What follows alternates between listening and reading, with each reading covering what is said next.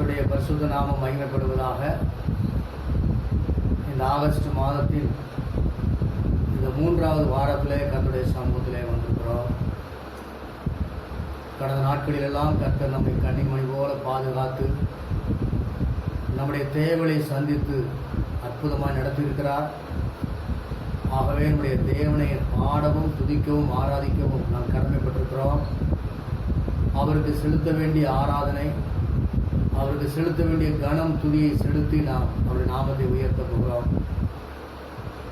நாம் சில பாடலை பாடி ஒரு நாமத்தை மயப்படுத்த போகிறோம். அதற்கு முன்பாக நாம் தேவ சமூகத்திலே கண்களை மூடி இப்போது ஜெபம் பண்ண போகிறோம். எங்கள் பரலோக பிதாவே, நாங்கள் உம்மை ஸ்தோத்திரிக்கிறோம். இந்த நாளில் மீண்டும் உடைய சமூகத்தில் உம்மை நோக்கி பார்க்கவும், உம்மை நாங்கள் துதிக்கவும் ஸ்தோத்திரிக்கவும் ஆராதிக்கவும் நீர் தந்த இந்த ஆராதனை வேலைக்காக உம்மை ஸ்தோத்திரிக்கிறோம். நீர் நல்லவர், வாழ்க்கையில நன்மைகளை செய்கிறவர், நிர்மூலமாகாதவைகளை பாதுகாக்கிறவர், எங்கள் தேவையை சந்திக்கிற யெகோவா ஈரையாகி கர்த்தர். இந்த நாளிலேயும் நாங்கள் பாடுகிற பாடல் உடைய சமூகத்திலே வந்து எட்டுவதாக. நாங்கள் ஆராதிக்கிற அந்த ஆராதனையில் இந்த நேரமானது நீர் அங்கீகரிக்கிற ஒரு நேரமாய் மாறுபடி கற்று உதவி செய்கிறார்கள். கேட்கிற வார்த்தைகளும் எங்கள் ஒவ்வொருவரையும் உயிர்ப்பித்து பலப்படுத்துவதாக. இந்த ஆராதனை வேலை முழுவதையும் நம்முடைய ஆளுகையுள்ள கரத்திலே அர்ப்பணித்து எங்களை தாழ்த்தி ஒப்புக்கொள்கிறோம். நீர் ஒருவரே எங்களை ஆளுகை செய்து நடத்துவீராக. இயேசுவின் நாமத்தில் ஜெபிக்கிறோம் பிதாவே, ஆமென். இந்த நாளிலேயும் நமக்கு தெரிந்த பழைய சில பாடல்களை பாடி அவரை துதித்து மகிமைப்படுத்த போகிறோம். எந்நாளுமே துதிப்பாய், என் ஆத்துமாவே நீ எந்நாளுமே துதிப்பாய். இந்நாள் வரையில உன்னதனார் செய்த எண்ணில்லா நன்மைகள் யாவும் மறவாது. அவர் நம்முடைய வாழ்க்கையிலே எண்ணிலடங்காத நன்மைகளை செய்திருக்கிறபடினாலே அவர் செய்த நன்மைகளை எண்ணி நினைத்து உள்ளத்தின் ஆழத்திலிருந்து அவரை புகழ்ந்து அவரை போற்றி அவரை துதித்து பாடலை பாடி அவர் நாமத்தை மேம்படுத்துகிறோம்.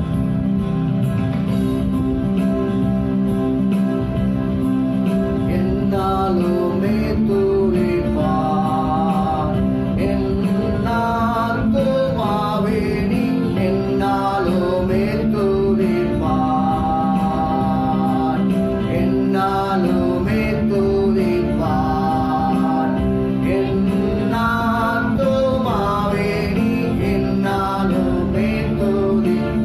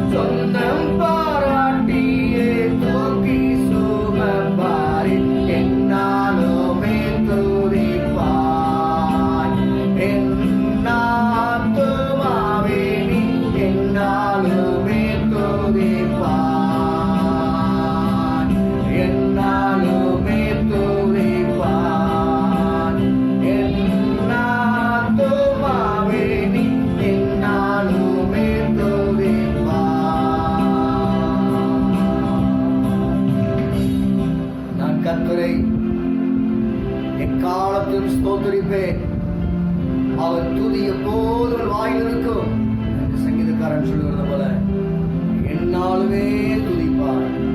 என் ஆத்துமாவே என்னாலுமே துதிப்பார். இன்னொரு பாடலை பாடப் போகிறோம். இதுவும் பழைய பாடல் தான். எனக்கு ஒத்தாசை வரும் பர்வதம் நேராய் என் கண்களை ஏறெடுக்கிறேன்.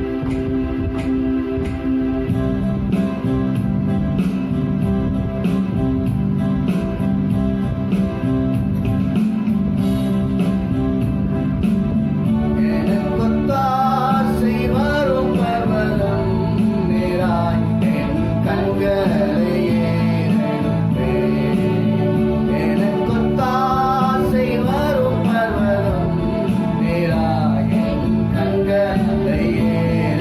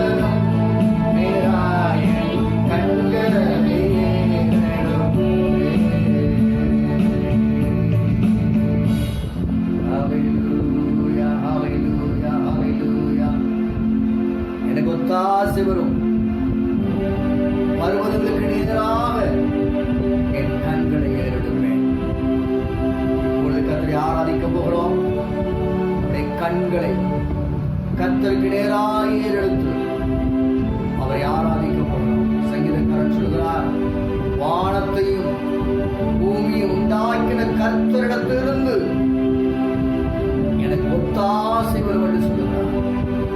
நேரத்தில் தேவ சமூகத்தில் தகப்பனே, எங்களுக்கு ஒத்தாசையாய் எழுந்தருளுவீராக, எங்களுக்கு ஒத்தாசையாய் எழுந்தருளுவீராக. எங்கள் கண்கள் உண்மையே நோக்கி கொண்டிருக்கிறது.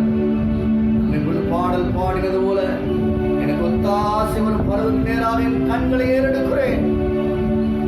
அது மாத்திரமல்ல, என் தீங்கு என்னை அணுகாமல் என் ஆத்துமாவை என் தேவன் காக்கிறவர். என் ஆத்துமாவை இதுவரைக்கும் காக்கும்படி வேதத்திலே வாசிக்கிறோம். இஸ்ரவேலை காக்கிறவர் உறங்குகிறதும் இல்லை, அவர் தூங்குகிறதும் இல்லை. பாதுகாக்கிற கர்த்தரை இப்பொழுது ஆராதிக்க போகிறோம். நமக்கு நன்மை செய்த கர்த்தரை ஆராதிக்க போகிறோம். நமக்கு ஜீவனை கொடுத்த கர்த்தரை நாம் ஆராதிக்க போகிறோம். எல்லாரும் கர்த்தரை சமூகத்தில் அவருடைய பிரசன்னத்திற்கு முன்பாக ஆராதனை ஆராதனை துதி ஆராதனை, காலையிலும் மாலையிலும் ஆராதனை அப்பாவுக்கு. எல்லாரும் கர்த்தரை ஆராதிக்க முடியாது. ஹல்லேலூயா, ஹல்லேலூயா.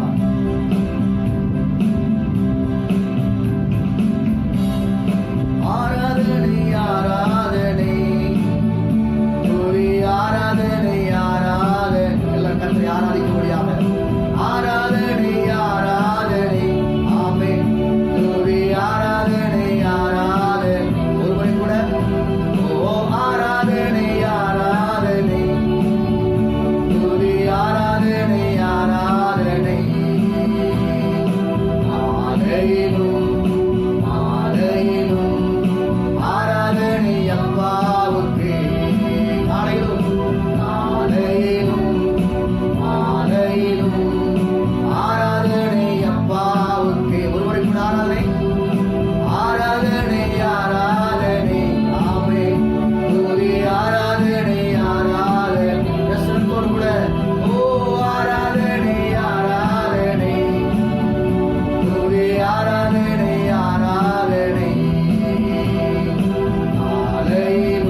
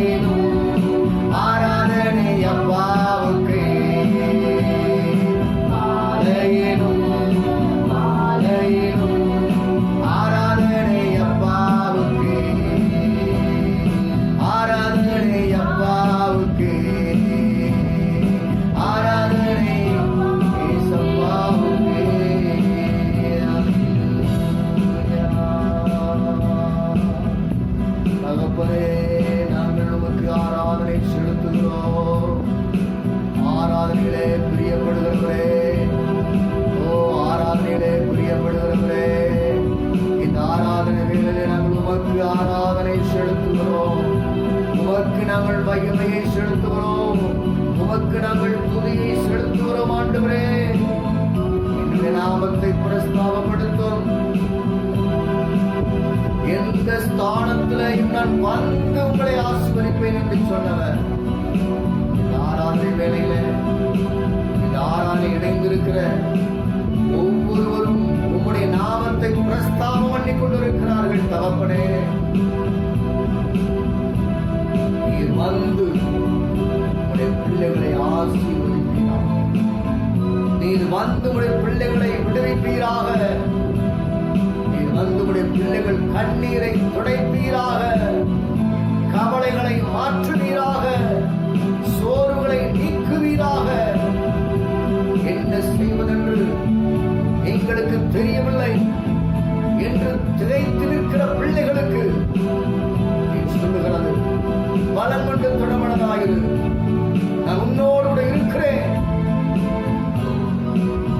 நீ தம்முடைய பிள்ளைகளோடு கூட இருந்து உடைய பிள்ளைகளை பலப்படுத்தி கண்ணீரை துடைத்து ஆறுதல்படுத்துவீராக. தகப்பனே, நாங்கள் ஸ்தோத்திரிக்கிறோம். ஆவியானவரே, உங்க நன்றி செலுத்துகிறோம். ஆண்டவரே, இந்த ஆராதனை வேளையில உடைய பிரசன்னத்தை உணர்ந்து ஆராதிக்கும்படியாக நீ தந்த ஆராதனை வேளைக்காக உங்களை ஸ்தோத்திரிக்கிறோம். ஆராதனை வேளையில இன்னும் உடைய பிரசன்னத்தினால பிள்ளைகளை நிரப்பி ஆசீர்வதிப்பீராக. உடைய வார்த்தைகளை நாங்கள் தியானிக்க போகிறோம். உடைய வார்த்தைகள் எங்களுக்கு மிகுந்த பிரயோஜனமாக இருக்கட்டும். ஆண்டவரே, எங்களை உயிர்ப்பிக்கிறதா இருக்கட்டும். எங்களுக்கு ஆசீர்வாதமாக இருக்கட்டும். எங்களோடு பேச வேண்டும். உடைய சத்தத்தை நாங்கள் கேட்கட்டும். உடைய வார்த்தைகள் எங்களை அற்புதமாய் நடத்தட்டும். ஆண்டவரே, வல்லமையுள்ள கரங்களை எங்களை தாழ்த்தி அர்ப்பணித்து ஒப்பு கொடுக்கிறோம். ஆராதனை இணைந்திருக்கிற வார்த்தைகளை கேட்கக்கூடிய ஆயத்தப்பட்டிருக்கிற ஒவ்வொரு பிள்ளைகளையும் கர்த்தர் கிருபையாய் ஆசீர்வதிப்பீராக. தொடர்ந்து நாமத்தை மகிமைப்படுத்தும். இயேசுவின் நாமத்தில் ஜெபிக்கிறோம் பிதாவே.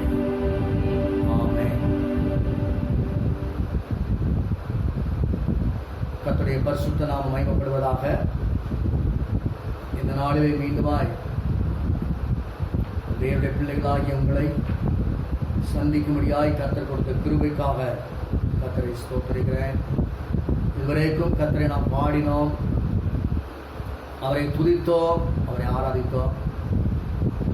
இப்பொழுதும் நாம் கர்த்தருடைய வார்த்தையை தியானிக்க போகிறோம். தேவன் நமக்காக வைத்திருக்கிற வசனங்களை தியானிக்க போகிறோம். சங்கீதம் 123 சங்கீதத்தில் மொத்தம் 4 வசனங்கள் உண்டு. அந்த 4 வசனங்களை இப்பொழுது நான் வாசிக்கிறேன். வாசித்ததற்கு பிறகு இந்த வசனங்களிலிருந்து நாம் சில காரியங்களை தியானிக்க போகிறோம். சங்கீதம் 123. பரலோகத்தில் வாசமாயிருக்கிறவரே, உம்மிடத்திற்கு என் கண்களை ஏறெடுக்கிறேன். இதோ வேலைக்காரரின் கண்கள் தங்கள் எஜமான்களின் கையை நோக்கி இருக்குமா போலவும், வேலைக்காரியின் கண்கள் தன் எஜமாட்டியின் கையை நோக்கி இருக்குமா போலவும், எங்கள் தேவனாகிய கர்த்தர் எங்களுக்கு இரக்கம் செய்யும் வரைக்கும் எங்கள் கண்கள் அவரையே நோக்கி இருக்கிறது. எங்களுக்கு இறங்கும் கர்த்தாவே, எங்களுக்கு இறங்கும். நிந்தனையினால் மிகவும் நிறைந்திருக்கிறோம். சுக ஜீவிகளுடைய நிந்தனையினாலும் அகங்காரிகளுடைய இகழ்ச்சியினாலும் எங்கள் ஆத்துமா மிகவும் நிறைந்திருக்கிறது. சங்கீதக்காரன் சொல்லும்போது, பரலோகத்தில் வாசமாயிருக்கிறவரே, பரலோகத்தில் வாசமாயிருக்கிறவரே, உம்மிடத்தில் என் கண்களை ஏறெடுக்கிறேன். அருமையான கர்த்தருடைய பிள்ளைகளே, நம்முடைய வாழ்க்கையின் எல்லா சூழ்நிலைகளிலேயும் எல்லா கட்டங்களிலேயும் நம்முடைய கண்கள் ஏறெடுத்து பார்க்க வேண்டியது பரலோகத்தின் தேவனை மாத்திரமே. எந்த காரியங்களாயிருந்தாலும் நம்முடைய கண்கள் கர்த்தரை நோக்க வேண்டும் என்று சங்கீதக்காரன் இங்கே சொல்லுவதை பார்க்கிறோம். நீதிமொழியிலே சாலமன் சொல்லும்போது, உன் கண்கள் நேராய் நோக்க கடவது, வலது பக்கமோ இடது பக்கமோ பாராதபடி என் கண்கள் கர்த்தரை நோக்கி பார்க்க வேண்டியது அவசியமாக இருக்கிறது. இந்த காலவழியில் தேவனுடைய பிள்ளைகளாகி நாம் சங்கீதக்காரனை போல சொல்ல வேண்டும், பரலோகத்தில் வாசமாயிருக்கிறவரே, உம்மிடத்திற்கு என் கண்களை ஏறெடுக்கிறேன். வனாந்தரமான ஒரு இடம், இயேசு கிறிஸ்து பிரசங்கித்துக் கொண்டிருக்கிறார், பிரசங்கித்துக் கொண்டே இருக்கிறார். காலையிலிருந்து சாயங்காலமாகிவிட்டது. ஜனங்கள் மிகுந்த உற்சாகத்தோடு இயேசுவின் வார்த்தைகளை கவனித்துக் கொண்டிருக்கிறார்கள். சாயங்காலமாகிவிட்டது. மதியம் கூட சாப்பிடாம கர்த்தர் வார்த்தை கேட்டிருப்பார்கள். சாயங்காலமான போது சீஷர்கள் இயேசுவினிடத்தில் வருகிறார்கள். இயேசுவினிடத்தில் வந்து, இது வனாந்தரமான ஒரு இடம், ஆகவே இந்த ஜனங்களை அனுப்பிவிட வேண்டும் என்று இயேசுவை பார்த்து சீஷர்கள் சொல்லுகிறார்கள். இது வனாந்தரமான இடம் என்று இயேசுவுக்கு தெரியாதா? இயேசுவிடம் போய் சொல்லுகிறார்கள், வனாந்தரமான இடம், ஆகவே இந்த ஜனங்களை அனுப்பிவிட வேண்டும் என்று சொல்லுகிறார்கள். வனாந்தரத்தில் மேய்ச்சலை உண்டாக்குகிற ஆண்டவர் இயேசுவே இருக்கிறார், அதை மறந்து போனார்கள். அநேக நேரங்களுடைய வாழ்க்கையில் அப்படிதான். வனாந்தரமான சூழ்நிலையில் வாழ்ந்து கொண்டிருக்கிற நாம், இந்த வனாந்தரமான அனுபவத்திலே கர்த்தர் நம்மோடு இருக்கிறார், இந்த வனாந்தரத்திலே மேய்ச்சலை உண்டாக்குவார், இந்த வனாந்தரம் செழிப்பான வயல்வெளியாய் மாறும் என்பதை அநேக நேரங்களிலே நாம் மறந்து போய்விடுகிறோம். இயேசுவோடு இருந்த சீஷர்கள் அதை மறந்து போனார்கள். சூழ்நிலைகளை பார்த்தார்கள், வனாந்தரத்தை தான் பார்த்தார்கள். இந்த வனாந்தரத்தை செழிப்பாக்குகிற இயேசுவை மறந்து போனார்கள். இயேசு கிறிஸ்து சொல்கிறார், சீஷர்கள் சொன்ன வார்த்தைக்கு என்ன சொன்னார்கள்? இவர்களை அனுப்பிவிட வேண்டும், அவர் வீட்டிலே போய் ஆகாரங்களை சாப்பிட்டு என்று சொன்னார்கள். இயேசு சொன்னார், இவர்கள் போக வேண்டியதில்லை. சீஷர்களை பார்த்து இயேசு சொல்கிறார், இவர்கள் போக வேண்டியதில்லை என்று சொன்னது மாத்திரமல்ல, நீங்களே இவர்களுக்கு போஜனம் கொடுங்கள், நீங்களே இவர்களுக்கு போஜனம் கொடுங்கள் என்று சொன்னபோது இவர்களுக்கு என்ன செய்வதென்றே தெரியவில்லை. அப்பொழுது இயேசுவை பார்த்து சீஷர்கள் சொல்லுகிறார்கள், எங்களிடத்தில் 5 அப்பங்களும் 2 மீன்களே அல்லாமல் வேற ஒன்று எங்கள்கிட்ட கிடையாது. 5 அப்பங்களும் 2 மீன்களும் மாத்திரமே எங்களிடத்தில் இருக்கிறது. அப்படின்னு என்ன அர்த்தம்?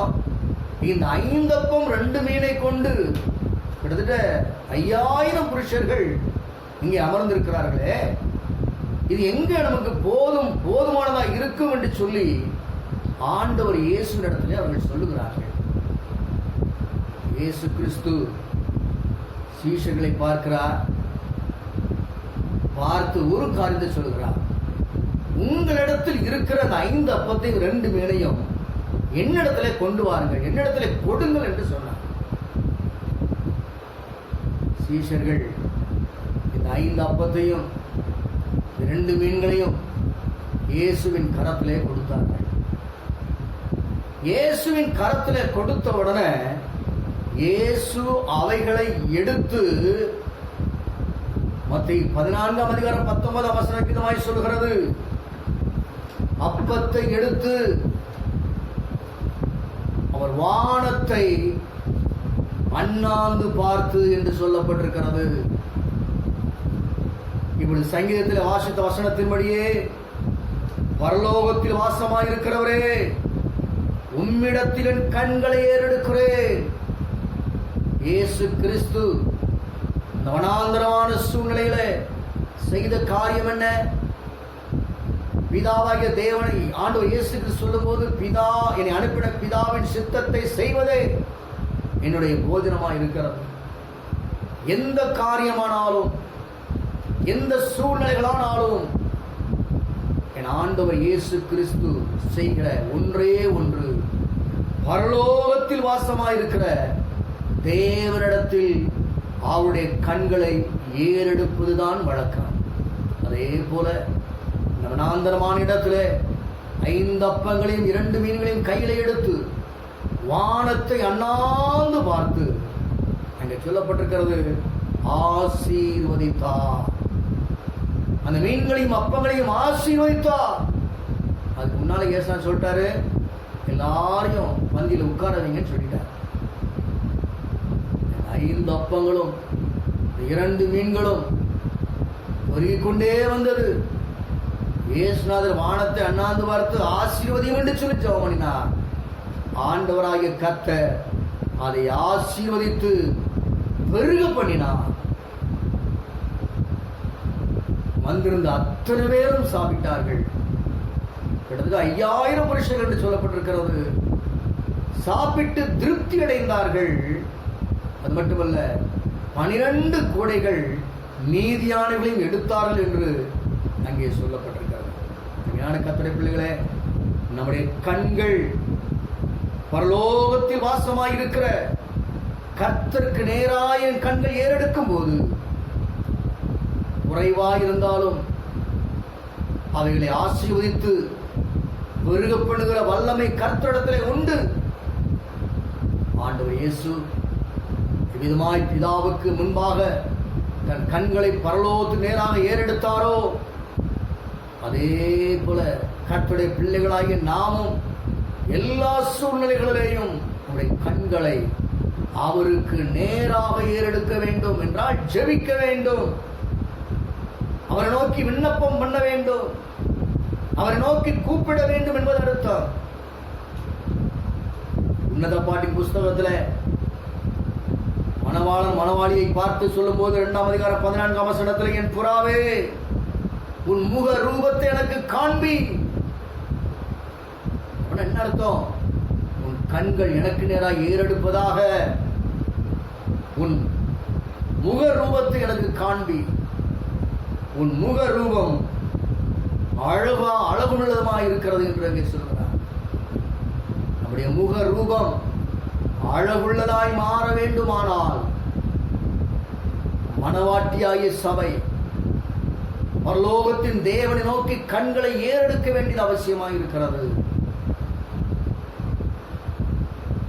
அருமையான கர்த்தருடைய பிள்ளைகளே, இந்த நாளிலும் கூட நம்முடைய முகம் கர்த்தருக்கு நேராய் ஏறெடுக்கும் போது சந்திரனைப் போல் அழகும், சூரியனைப் போல பிரகாசமும், அருணோதயம் போல் உதித்து வருகிற இவர் யார் என்று சொல்லக்கூடிய அளவுக்கு ஆண்டவருடைய முகத்தை பிரகாசமாய் மாற்றுகிறவர். மோசை குறித்து வேதத்தில் வாசிக்கிறோம், அவன் கண்கள் தேவனுக்கு நேராக ஏறெடுத்தபடினாலே அவன் முகத்தை குறித்து சொல்லப்பட்டிருக்கிறது, சூரியனை போல பிரகாசித்தது. திருச்சபை மக்களாகிய நம்மை பார்த்து கர்த்தர் சொல்ல வேண்டும், உன் முக ரூபம் அழகுள்ளதுமாய் இருக்கிறது. என் ஆண்டவர் இயேசு கிறிஸ்து மருவமலையில் போன போது அவரை குறித்து சொல்லப்பட்டிருக்கிறது, அவருடைய முகம் சூரியனை போல பிரகாசித்தது. காரணம், அவர் எல்லா நேரங்களிலேயும் பரலோகத்தின் தேவனுக்கு நேராக அண்ணாந்து பார்க்கிறவர், கண்களை ஏறெடுக்கிறவர். இந்த நாளிலே கர்த்தர் நம்மை பார்த்து சொல்கிற காரியம் என்னவென்றால், பரலோகத்தின் தேவனுக்கு நேராக என் கண்களை நான் ஏறெடுக்க வேண்டும்.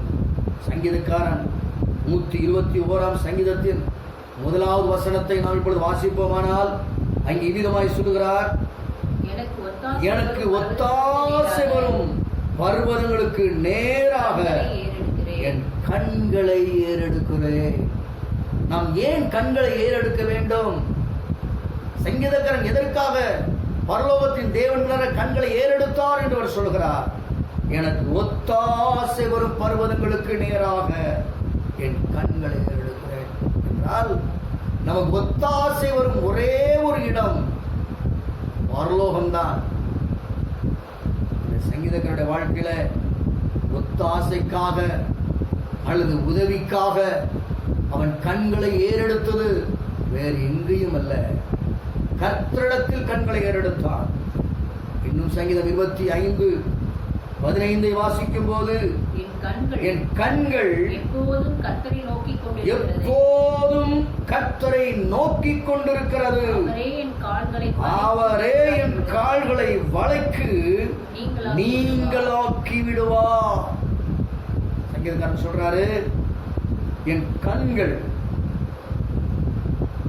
என்னைக்காவது ஒரு நாள் அப்படின்னு சொல்லல, எப்போதும் என் கண்கள் எப்போதும் கர்த்தரை நோக்கிக் கொண்டிருக்கிறது, அவரே என் கால்களை வளைக்கி நீங்களாக்கி விடுவார். சத்ருவால் விரிக்கிற வலை, வேடன் வேட்டையாடுவதற்கு வலைகளை விரிப்பான். அந்த வலைகளிலே அகப்படுகிற அந்த மிருகங்களை அவன் பிடித்து விடுவான். அதே போல இன்றைக்கு சத்ருவானவன் நாம் அகப்படும்படி சில வலைகளை விரித்தாலும், தேவனுடைய பிள்ளைகளாயுடைய கண்கள் கர்த்தரை நோக்கும் போது அந்த வலை கிழிந்துவிடும். தப்பிச் செல்லும்படியான போக்கை கர்த்தர் அன்றைக்கு சங்கீதக்காரனுக்கு ஏற்படுத்தி கொடுத்தார். அதை 25ஆம் சங்கீதத்தில் 16ஆம் வசனம் விதமாய் சொல்கிறார், என்மேல் நோக்கமாகி எனக்கு இறங்கும், நான் தனித்தவனும் சிறுமைப்படுகிறவனுமாக இருக்கிறேன். நான் தனித்தவனும் சிறுமைப்படுகிறவனுமாக இருக்கிறேன். அதனால ஆண்டவரே, என் கண்களுமை நோக்குகிறது, நீரும் என் மேல் நோக்கமாகி எனக்கு இறங்க வேண்டும் என்று சொல்கிறார். 25ஆம் சங்கீதம் 20ஆம் வசனத்தில் சொல்லும் போது, என் ஆத்துமாவை காப்பாற்றி என்னை விடுவையும், நான் வெட்கப்பட்டு போகாதபடி செய்யும், உம்மை நம்பி இருக்கிறேன். ஆகவே நமக்கு உதவி வேண்டும், ஒத்தாசை வேண்டும் என்றால், சகாயம் வேண்டும் என்றால், என் கண்கள் கர்த்தரை நோக்க வேண்டும். இரண்டாவது, சத்துரு விரிக்கிற வலையிலிருந்து நாம் விடுவிக்கப்படுவதற்கும் என் கண்கள் கர்த்தரை நோக்க வேண்டும். மூன்றாவது சங்கீதக்காரன் சொல்லும் போது, சங்கீதம் 141:8, ஆனாலும் ஆண்டவராகிய கர்த்தாவே என் கண்கள் உம்மை நோக்கி இருக்கிறது, உம்மை நம்பி இருக்கிறேன். என் ஆத்துமாவை வெறுமையாக விடாதேயும். அவர் சொல்றாரு, என் ஆத்துமா வெறுமையா போயிடக்கூடாது. அதனால என் கண்கள் உம்மை நோக்கி இருக்கிறது, என் பாத்திரம் நிரம்பி வழிகிறது என்று சங்கீதக்காரன் சொல்கிறார். என் ஆத்துமாவை வெறுமையாக விடாதேயும். கர்த்தருடைய பிள்ளைகளாகிய நம்முடைய ஆத்துமா ஒரு நாளும் வெறுமையா இருக்கக்கூடாது. கர்த்தருடைய வசனத்தினால் நிரம்பி இருக்க வேண்டும், கர்த்தருடைய வார்த்தையினால் நிரம்பி இருக்க வேண்டும், கர்த்தருடைய அபிஷேகத்தினால் நம்முடைய ஆத்துமா நிரம்பி இருக்க வேண்டும், தேவனுடைய வல்லமையினால் நிரம்பி இருக்க வேண்டும். சங்கீதக்காரன் சொல்கிறார், என் ஆத்துமாவை வெறுமையாக விடாதே. என்னுடைய ஆத்துமா வெறுமையாக இல்லாம நிரப்பப்பட வேண்டுமானால் என் கண்கள் என் கர்த்தரை நோக்க வேண்டும். நான்காவது சங்கீதம் 123:3-4 வசனத்தை வாசிப்போம். எங்களுக்கு இறங்கும் கர்த்தாவே, எங்களுக்கு இறங்கும். நிந்தனையினால் மிகவும் நிறைந்திருக்கிறோம். சுக ஜீவிகளுடைய நிந்தனையினாலும் அகங்காரிகளுடைய இகழ்ச்சியினாலும் எங்கள் ஆத்துமா மிகவும் நிரம்பி இருக்கிறது. இங்கே சொல்லும் போது, எங்கள் ஆத்துமா நிந்தனையினால் நிரம்பி இருக்கிறது, இகழ்ச்சியினால் நிறைந்திருக்கிறது. கர்த்தாவே எங்களுக்கு இறங்கும். தேவன் நமக்கு இந்த சூழ்நிலைகளிலிருந்து விடுதலை தர வேண்டுமானால் அவர் நமக்கு இரக்கம் பாராட்ட வேண்டும். நாங்கள் நிந்தனையினாலும் இகழ்ச்சியினாலும் நிறைந்திருக்கிறோம். எங்களுக்கு இறங்கும் ஆண்டவரே, எங்களுக்கு இரக்கம் செய்யும் ஆண்டவரே என்று என் தேவன் நமக்கு இரக்கம் செய்ய வேண்டுமானால் என் கண்கள் பரலோகத்தின் தேவனை நோக்கி பார்க்க வேண்டியது அவசியமாயிருக்கிறது. முதல்ல சொன்னேன், நமக்கு சகாயம், உதவி, ஒத்தாசை வேண்டுமானால் என் கண்கள் கர்த்தரை நோக்க வேண்டும். இரண்டாவது, சத்துரு விரிக்கிற வலையிலிருந்து கர்த்தரை விடுதலையாக்க வேண்டுமானால் என் கண்கள் கர்த்தரை நோக்க வேண்டும். மூன்றாவது, என் ஆத்துமாவை கர்த்தர் நிரப்ப வேண்டுமானால் என் கண்கள் கர்த்தரை நோக்க வேண்டும்.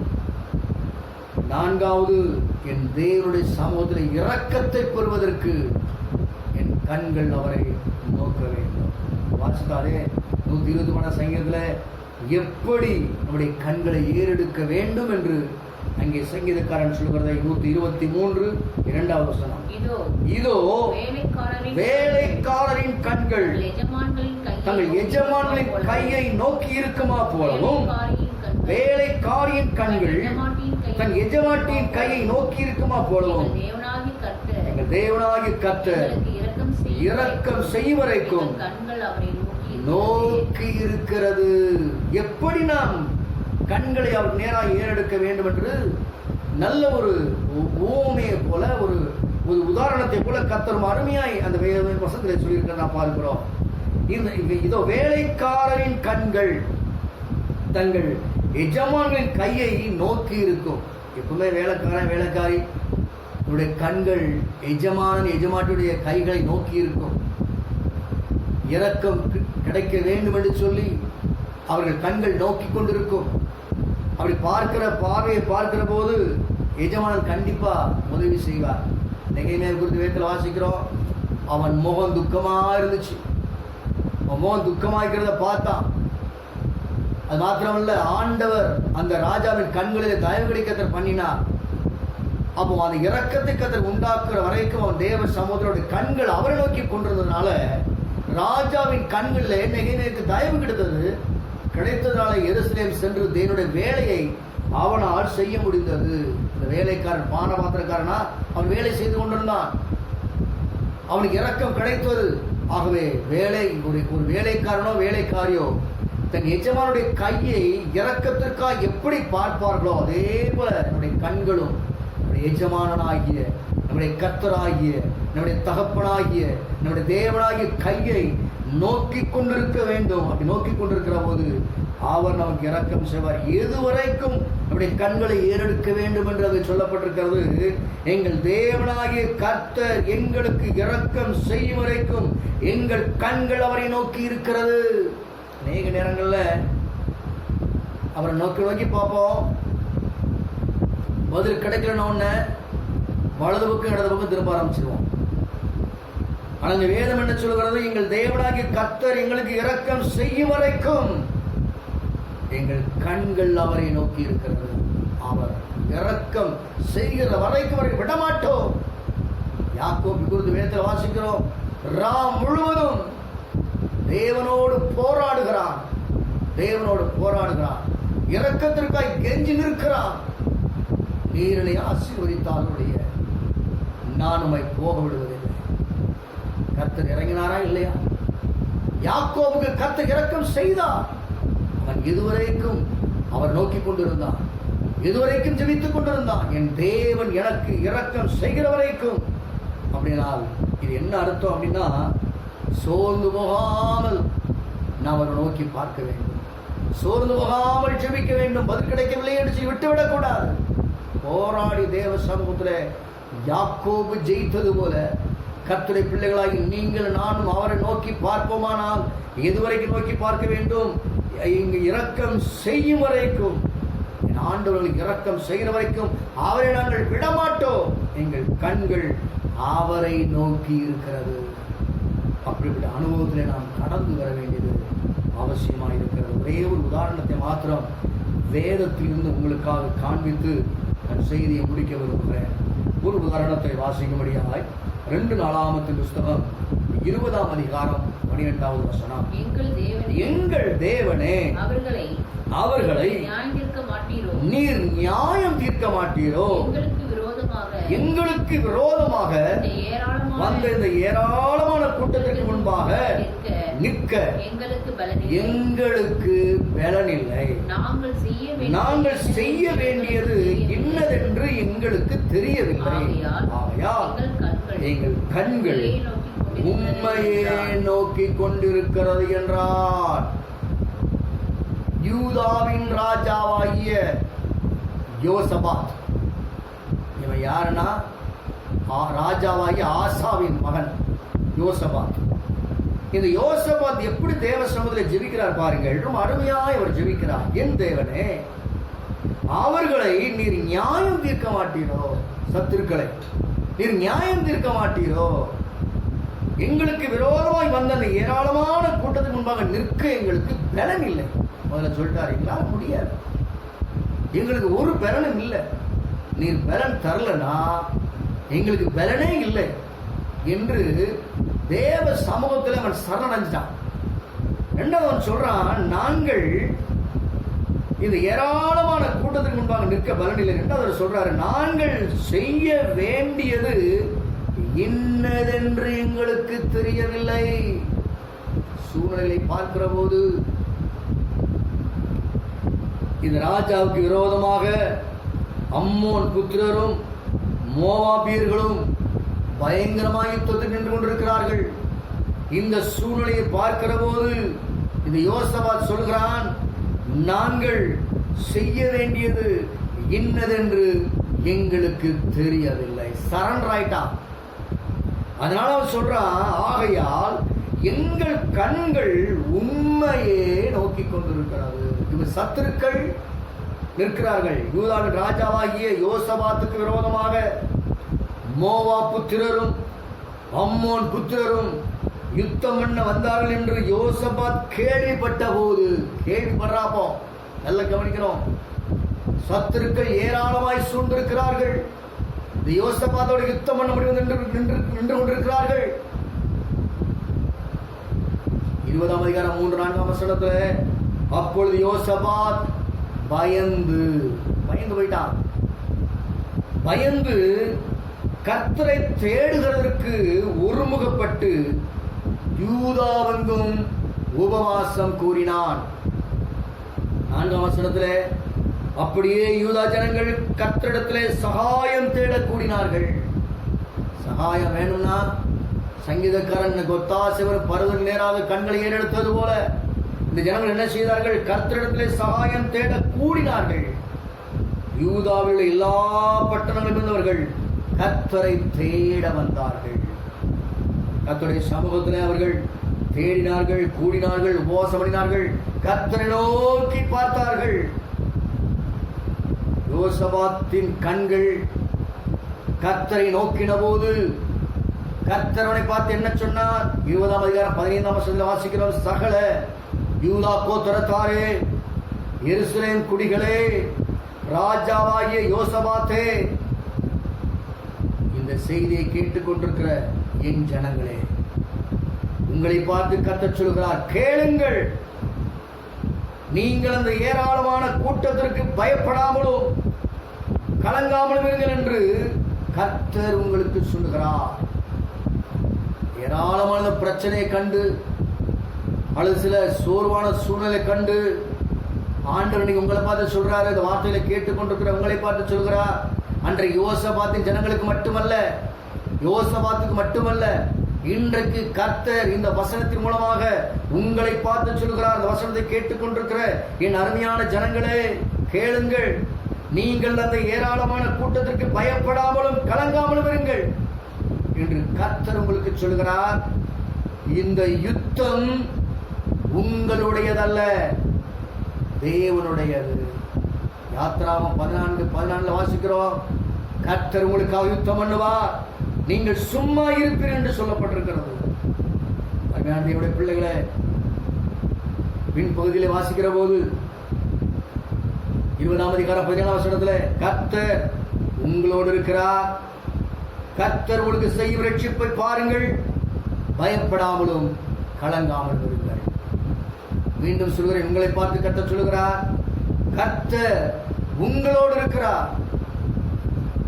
கர்த்தர் உங்களுக்கு செய்யும் ரட்சிப்பை பாருங்கள், அந்த அற்புதத்தை பாருங்கள். பயப்படாமலும் கலங்காமலும் இருங்கள். என்ன நடந்தது வாசிப்போம். 20ஆம் அதிகாரம் 22ஆம் வசனம். அவர்கள் பாடி துதி செய்ய தொடங்கின போது யூதாவுக்கு விரோதமாய் வந்து பதுகிருந்த அம்மோன் புத்திரரையும் மோவாபியரையும் சேயீர் மலை தேசத்தாரையும் ஒருவருக்கு விரோதமாய் ஒருவரை கர்த்தர் எழும்ப பண்ணினதினால் அவர்கள் வெட்டுண்டு விழுந்தார்கள். கர்த்தர் சொன்னால் சொன்னதுதான். இந்த யுத்தம் உங்களுடையதல்ல, இந்த யுத்தம் கர்த்தருடையது. இன்றைக்கு உலகம் முழுவதும் ஒரு யுத்தம் செய்து கொண்டிருக்கிறது. COVID-19 யுத்தம். இந்த யுத்தம் உங்களுடையதல்ல, நம்முடையதல்ல. இந்த யுத்தம் கர்த்தருடையது. ஆண்டவர் சொன்னார், யோசபாத்தை பார்த்து சொன்னார், இந்த யுத்தம் உன்னுடையதல்ல, உங்களுடையதல்ல, என்னுடையது. அதே போல கர்த்தர் யுத்தம் பண்ணினார். இவர்கள் செய்து என்ன தெரியுமா? பாடி துதி செய்ய தொடங்கினார்கள். அவ்வளவுதான். அவர்கள் பாடி துதி செய்ய தொடங்கினார்கள். அங்கே அவர்களே ஒருவருக்கு ஒருவர் அவர்கள் வெட்டுண்டு விழுந்தார்கள். சத்துருவின் கிரியைகள் அழிக்கப்பட்டது. பிசாசின் கிரியைகள் முறிந்து கீழே விழுந்தது. யோசபாத்துக்கும் அந்த ஜனத்திற்கும் மிகப்பெரிய ஜெயத்தை கர்த்தர் கொடுத்தார். இதன் காரணம் என்ன? பரலோகத்தின் தேவனை நோக்கி தன்னுடைய கண்களை ஏறெடுத்தார்கள். அதான் முக்கியமான காரியம். கண்களை ஏறெடுத்தார்கள். 20ஆம் அதிகாரம் 25ஆம் வசனத்துல 3 நாளாய் அங்கே கொள்ளையிட்டார்கள் என்று சொல்லப்பட்டிருக்கிறது. 20ஆம் அதிகாரம் 26ஆவது வசனத்துல 4ஆம் நாள் பராக்காவிலே கூடி கர்த்தருக்கு ஸ்தோத்திரம் செலுத்தினார்கள். கர்த்தருக்கு மகிமை செலுத்தினார்கள். அதனால கர்த்தருடைய பிள்ளைகளே, நாங்களும் இன்னைக்கு கர்த்தருக்கு பராக்காவிலே கூடி வந்து அவருக்கு ஸ்தோத்திரம் செலுத்த போறோம் நினைக்கிறீர்களா? ஆண்டவர் சீக்கிரத்தில் ஒரு பராக்காவின் அனுபவத்தை நிச்சயமாய் கர்த்தர் தருவார். நீங்கள் சோர்ந்து போக வேண்டிய, கலங்க வேண்டிய அவசியம் இல்லை. இக்கட்டான நேரத்தில் யோசபாத் செய்தது என்ன? அவன் சொல்லிட்டான், எங்களுக்கு பலன் இல்லை, எங்களுக்கு பலன் இல்லை, என்ன செய்வதென்று எங்களுக்கு தெரியல. ஒன்னே ஒன்று மட்டும் எங்களுக்கு தெரியும், எங்கள் கண்களை உமக்கு நேராக நாங்கள் ஏறெடுத்த போது கர்த்தர் இரக்கம் செய்து சத்துருக்களுக்கு முன்பாக மிகப்பெரிய ஜெயத்தை கொடுத்தார். சங்கீதம் 23 வாசிக்கிறோம், உன் சத்துருக்களுக்கு முன்பாக கர்த்தர் பந்தியை ஆயத்தப்படுத்தி இருக்கிறார், ஆயத்தப்படுத்தினார், ஜெயத்தை கொடுத்தார். ஆகவே நாம் வாசித்த சங்கீதம் 123:1 படி, பரலோகத்திலே வாசமாயிருக்கிறவரே, உம்மிடத்துக்கு என் கண்களை ஏறெடுக்கிறேன். ஆண்டவர் இயேசு கிறிஸ்துவின் அடிச்சுவலை பின்பற்றுவோமா? வனாந்தரமான இடத்துல ஜனங்களுக்கு போஜனம் கொடுக்கக்கூடிய எந்த ஒரு சூழ்நிலை இல்லாத இருந்த போது இரட்சகர் இயேசு செய்த ஒன்றே ஒன்று, வானத்தை அண்ணாந்து பார்த்தார். வானத்தை அண்ணாந்து பார்த்தார். அற்புதம் நிகழ்ந்தது. யோசபாத் கண்களை பரலோகத்திலே ஏறெடுத்தார். சத்துருக்களுக்கு விரோதமாய் அவர்களே ஒருவருக்கு ஒரு வெட்டுண்டு விழுந்தார் என்று சொல்லப்பட்டிருக்கிறது. இந்நாளில் கர்த்தர் உங்களை பார்த்து சொல்கிறார், நாம் எப்படி சொல்ல வேண்டும் என்று சொல்கிறார். பரலோகத்தில் வாசமாயிருக்கிறவரே, உம்மிடத்திற்கு என் கண்களை ஏறெடுக்கிறேன். எல்லா கண்களை மூடுவோமா? தேவ சமூகம் என்று கேட்ட சத்தியத்தின்படி எல்லா கண்ணி பிடிச்சோம் என்பது ஒரு காரியத்தை மாத்திரம் நான் சொல்லுங்கள் சொல்கிறேன். லூக்கா சுவிசேஷம் 18ஆம் அதிகாரம் 1ஆம் வசனத்தில் இயேசு விதமாய் சொல்லியிருக்கிறார், சோர்ந்து போகாமல் எப்பொழுதும் ஜெபம் பண்ணுங்கள். ஜெபத்திலே சோர்ந்து போகாதிருங்கள். கண்களை அவருக்கு நேராக ஏறெடுக்கிற விஷயத்துல நீங்கள் சோர்ந்து போகாதிருங்கள். அதிகாரத்தில் ஆண்டவரே சொல்லும் போது, ஒரு பட்டணத்திலே ஒரு ஐஸ்வர்யவான் இருந்தான், ஒரு நியாயாதிபதி இருந்தான். அதே பட்டணத்துல ஒரு விதவையும் இருந்தான். அவளது நியாயாதிபதியிட்ட போய், எனக்கும் எதிராளிக்கும் இருக்கிற காரியத்துல நீர் நீதி செய்ய வேண்டும், நியாயம் செய்ய வேண்டும் என்று சொல்லி கேட்ட போது, அந்த நியாயாதிபதி மனுஷனை மதிக்காதவன், கர்த்தருக்கு பயப்படாதவன். இந்த விதவையோ சோர்ந்து போகாமல் அவனை தொந்தரவு செய்து கொண்டே இருந்தான். அப்பொழுது இதயத்தில் சொல்கிறான், அவனை தொந்தரவு செய்யாதபடிக்கு, அவனை அலட்டாதபடிக்கு நான் அவனுக்கு நியாயம் செய்ய வேண்டும் என்று சொன்னான். இந்த விதவையானவள் இந்த நியாயாதிபதியின் இடத்திலிருந்து இரக்கம் கிடைக்கிற வரைக்கும் தொந்தரவு செய்து கொண்டிருந்தான், அலட்டிக் கொண்டிருந்தான், சோர்ந்து போகாதிருந்தான். சொல்லப்பட்டிருக்கிறது, அதுபடியே தேவன் தம்மை நோக்கி இரவும் பகலும் கூப்பிடுகிறவர்களாகிய தம்மால் தெரிந்து கொள்ளப்பட்டவர்களின் விஷயத்திலே நீடிய பொறுமையாயிருந்து அவர்களுக்கு நியாயம் செய்யாதிருப்பாரோ? நிச்சயம் நியாயம் செய்வார், சீக்கிரத்தில் நியாயம் செய்வார். வேலைக்காரனுடைய கண்கள் எஜமானுடைய கைகளை நோக்கி இருக்குமா போல, வேலைக்காரனுடைய கண்கள் எஜமானுடைய கைகளை நோக்கி இருக்குமா போல, என் தேவனிடத்திலிருந்து இரக்கம் கிடைக்கிறவரே என் கண்கள்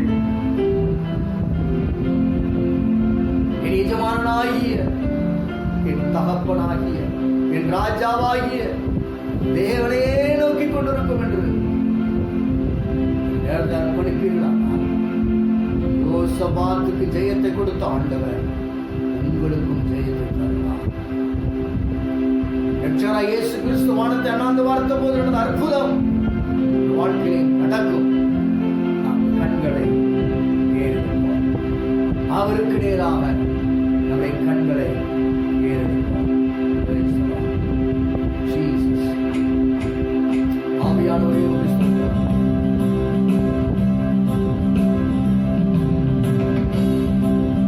கண்களை ஏறெடுப்போம், மாமேருடேராயன் கண்களை ஏறெடுப்போம்,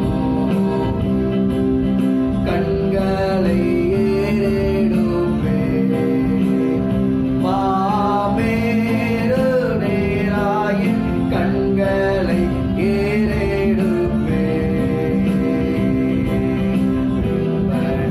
தாக்கிய வித்தகனிடமிருந்து தாக்கிய வித்தகனிடமிருந்து என்னில்லா ஒத்தாசை எந்தெடுக்கே வரும், கண்களை ஏறெடுப்பேன், மாமேரு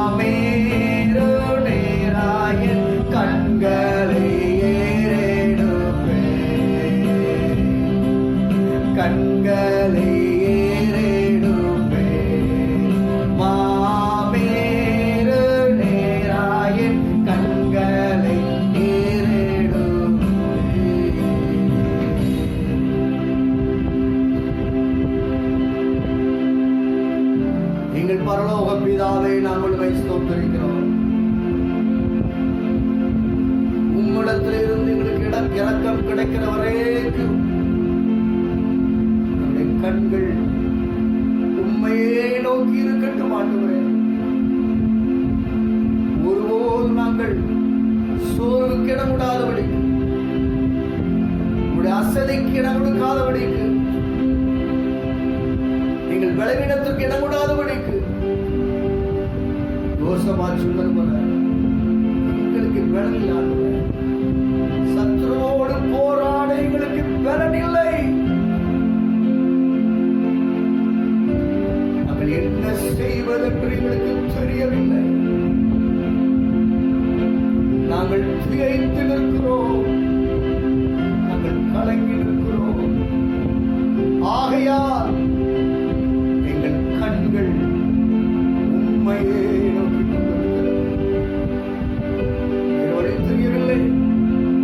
உம்மை தவிர வேறு வழி எங்களுக்கு தெரியவில்லை.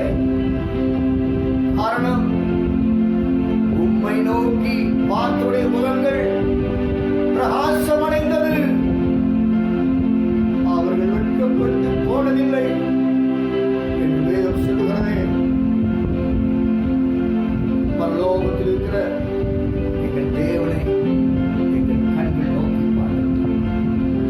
யோசபாத்தின் தேவன் எங்களுடைய தேவன். எங்களுக்கும் அற்புதங்களை செய்கிறார். நாங்கள் யுத்தம் பண்ண எங்களுக்கு பலன் இல்லை, போராட எங்களுக்கு பலன் இல்லை.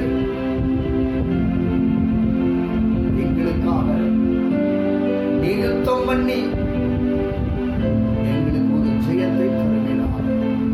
எங்களுக்கு ஒரு ஜெயத்தை தருகிறார். இயேசு வானத்தை அண்ணாந்து பார்த்தது போல நாங்களும் இன்றைக்கு வானத்தை அண்ணாந்து பார்க்கிறோம் ஆண்டவரே. வானத்தை அண்ணாந்து பார்க்கிறோம். எங்கள் தமிழ்நாட்டுக்காக உம்மை நோக்கி பார்க்கிறோம். இந்திய தேசத்திற்காக உம்மை நோக்கி பார்க்கிறோம். உலக நாடுகளுக்காக உம்மை நோக்கி பார்க்கிறோம். உம்மிடத்திலிருந்து இரக்கம் கிடைக்கிறவரே ஆண்டவரே. எங்கள் கண்கள் உம்மையே நோக்கி கொண்டிருக்கிறோம். கிருபை எங்களுக்கு தான், கிருபை எங்களுக்கு தான், கிருபை எங்களுக்கு தான். கோவிட்-19 முழுவதுமான விடுதலையைத்தான். ஆலயங்கள் திறக்கப்பட்டு, எல்லா ஆலயங்களும் திறக்கப்பட்டு வெள்ளியோடு ஆராதிக்கட்டும். தேசத்தில் கொரோனா காலத்துக்கு பிற்பாடு மிகப்பெரிய எழுப்புதலை கட்டளையிடுவீராக. எங்கள் சபையையும் எங்கள் சபையின் ஜனங்களையும் இதுவரைக்கும் கர்த்தர் அற்புதமாய் காத்து வந்து, இதுவரைக்கும் பராமரித்து வந்து, தேவனை சந்தித்து வந்து, அதற்காக கொடான கொடி ஸ்தோத்திரங்களை தொடர்ந்து எங்களையும் எங்கள் சபை மக்களையும் சபையை பாதுகாத்து நாம் ஒன்றே மகிமைப்படட்டும். இயேசுவின் நாமத்தில் ஜெபிக்கிறோம் பிதாவே. ஆமென். என் ஆத்துமாவே கர்த்தரை ஸ்தோத்திரி.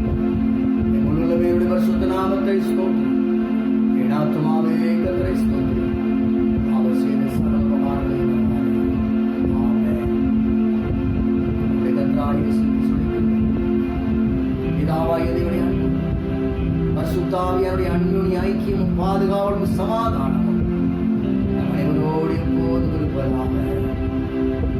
ஆமென்.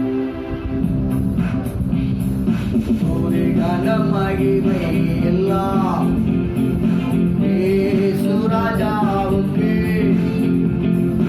ஒரு கனம் மகிமை எல்லாம் நம் இயேசு ராஜாவுக்கு. ஒரு கனம் மகிமை எல்லாம் இயேசு ராஜாவுக்கு. ஒரு கனம் மகிமை எல்லாம் நம் இயேசு ராஜாவுக்கு. அல்லேலூயா, அல்லேலூயா, அல்லேலூயா. ஸ்தோத்திரம். கர்த்தர் உங்களை ஆசீர்வதிப்பாராக. ஆமென்.